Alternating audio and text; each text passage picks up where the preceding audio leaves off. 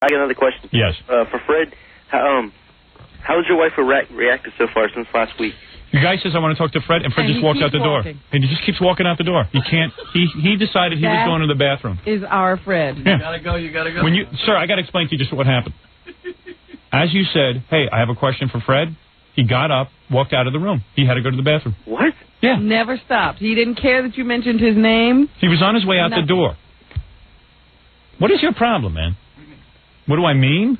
Oh, he's back. I mean, what's your problem? With what? Guy says, I have a question for Fred, and you just walk out the door. No, I didn't hear it. I really didn't hear him. Do you ever listen to the show, or are you listening to another show? Whose show is going through your headphones? Fred, you can't fool me. You can have your headphones off. The phone calls are heard in the room. Thanks a lot, man. Why, what's the matter? Fred gets so many calls. He finally, one listener wants to speak to him. There's somebody interested in Fred for And then he gets hostile towards me. Well, you got up and left him. Well, I think I have a new chapter called Fred. Didn't mean to offend you, sir. The third book. I'm not offended. What was your question for Fred, real quick? What about that ongoing saga with his wife? Are there any new developments? Because since you slammed her last week. You know what? If Fred doesn't come clean with me, he doesn't tell me what the new developments are. But since this gentleman asks, what is going on, Fred? What's going on is my wife is constantly working and I never see her, so. And work consists of making out with another guy. That's it. That's work. Have you talked to her about it?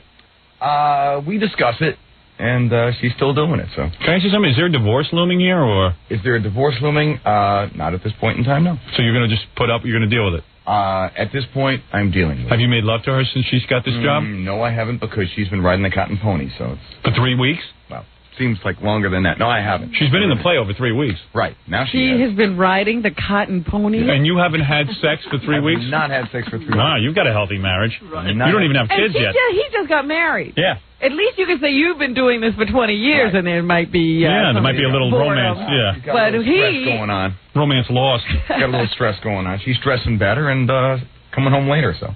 Is that really true? You haven't made love to her for 3 weeks? I've not made love to her for 3 weeks. Wow. That's true. Something wrong, or is that usual? No, just something's wrong at this point in time because, I mean, hey, she has a different schedule than I do. Hey, no kidding around or anything. I'm serious. That sounds pretty bad. It's not good. It's not good. And the kissing thing is bothering you? The kissing thing is having an effect, I think. She should quit. Well, you know... let her audition for a real part. That's my point. That's not a real... Yeah, this is holding her back from really getting acting jobs. Nobody's calling.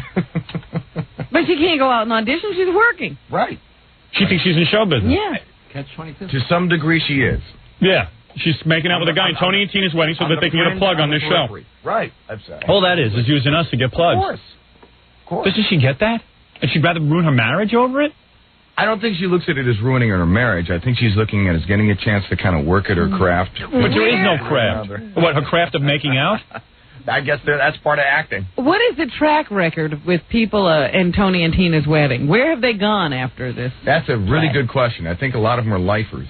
Yeah. Yeah, this is it. A lot of them are lifers.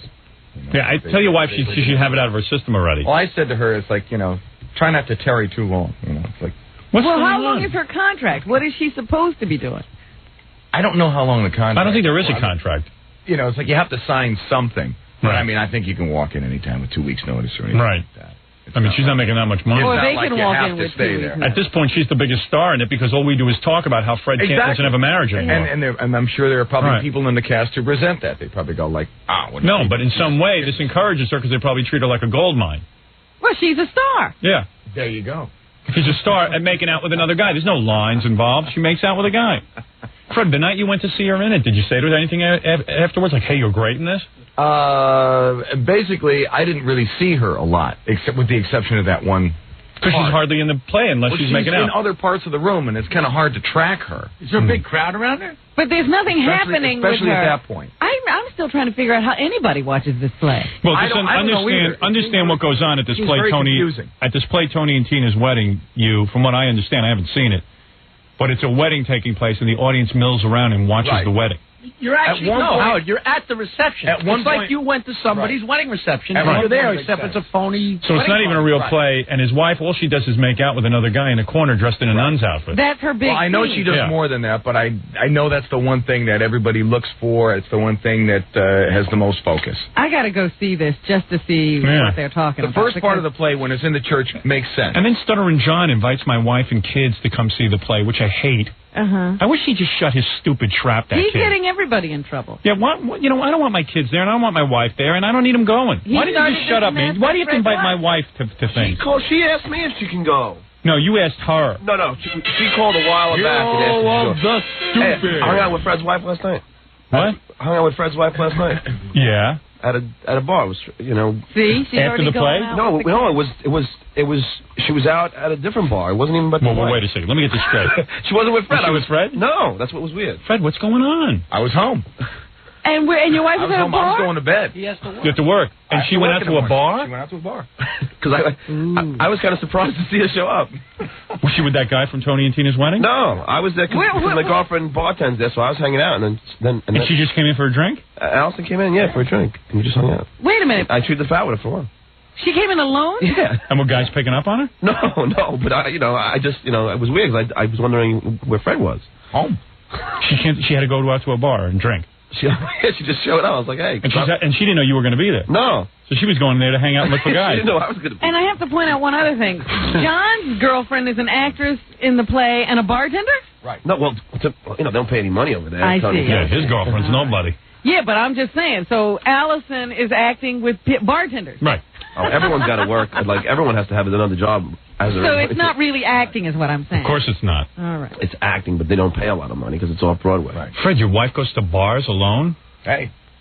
Boy, did you, Man, if you're messing luck up. out. Lucky guy, what can I say? Jeez. What's going on? I don't know, man. She's got her thing, and I guess I got mine.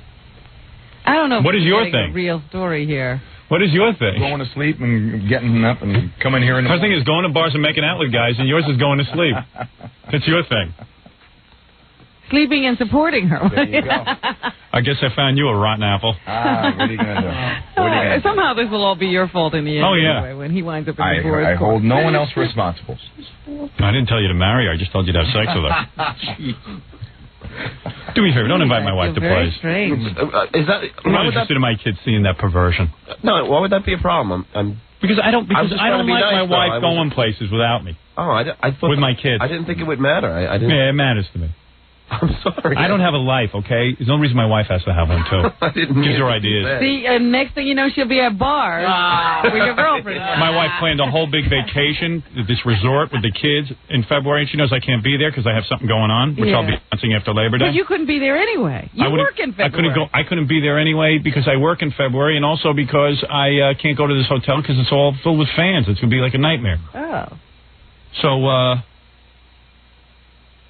I don't like it either. I don't like it.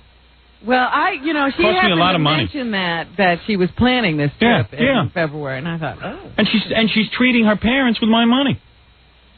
I tell you something. Wait a minute now. I mean, that you sucks. have always said it's your money collectively. No, it's not. I told her. I said to her, Allison, this is my blood money. I get up at 4 in the morning and work. I'll chop your head off before I have you paying for your parents. Wait a minute. I'll chop your goddamn head off like OJ. You gave her mixed signals. You told her you don't want to have her ask you for money, that it's her money, too. She used to be frugal. She should do with it what she will. She's busy taking limos and driving around and going to resorts. Don't give somebody that impression and then get upset when they take it. Well, I'm taking away the checkbook. I'm confused. Money is right. My money. I got to take a break. I told you, I don't know how you do it. It would bother me tremendously if somebody else was writing checks when I'm the one who gets up at 3 o'clock. I know. A ball buster. Thank you, sir. Okay, thank you. Yeah, have a nice conversation. You look at what you started. Every marriage is on the rocks now, except Jackie's, amazing. Oh, don't worry. Don't worry. We'll get to his. All right, very good. Let me take a break, and then we'll be back. And we'll be back right after this.